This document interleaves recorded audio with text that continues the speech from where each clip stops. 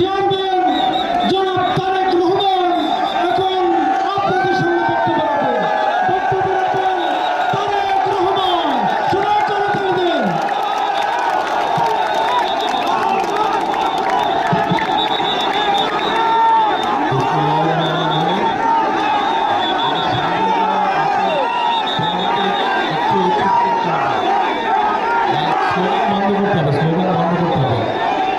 Slogan দিয়ে কথা বলবো না, এটা কিন্তু আমার নানা বাড়ি।